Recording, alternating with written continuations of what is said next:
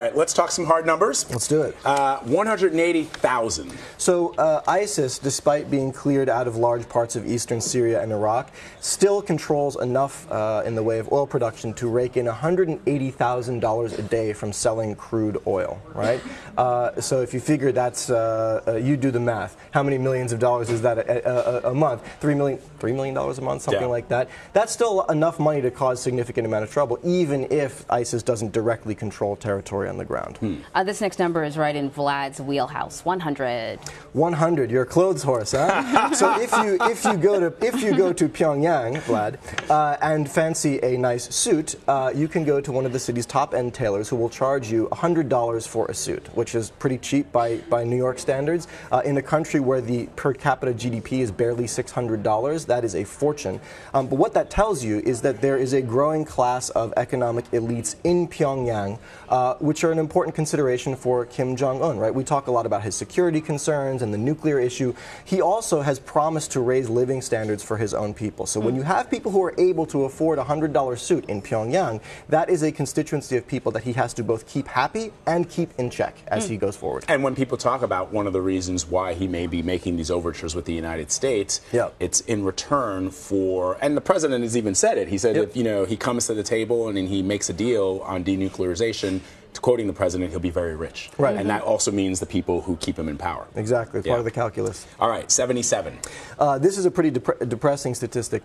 A new report shows that 77% of Americans say that not only do they disagree with their political opponents, they actually think their political opponents are less evolved as human beings. Oh my God. So that's The Economist, right? That's The Economist. Yeah, it was a study. And it's, I mean, it just shows because I think people would be like, wait, what kind of a study is this? It's legit. It's legit. Yeah, it was. Yeah, of course. Right. So look, I mean, that tells you everything you need to know about this kind of tribal toxicity of American politics, and it's going to get worse before the midterms for sure. Yeah, definitely. Okay, we'll go 37. That is depressing. No, that was a good one. Very depressing. Yes. Yeah. It's like, is there anything uplifting in the next two numbers? I know, we're like, are we finished on a scan high? the numbers. I got nothing for Salvadorian troops and Colombians' confidence. Okay, let's just go. 37 may have a sort of happy ending. Yes. So 37 years ago, Salvadoran army, armed and equipped by U.S., conducted a massacre in a small Salvadoran town called El Mozote. For 37 years, there was no justice and no inquiry into this. Recently, a local judge overturned an amnesty law and has demanded that the generals who are accused of being responsible for this massacre, which is the worst massacre in Latin America's modern history,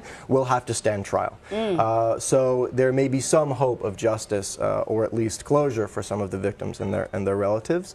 But it's difficult to prove things after 37 years. Of course. The arc of the moral universe is long, but it bends towards justice. And that is why we end on that positive note for the cause of justice.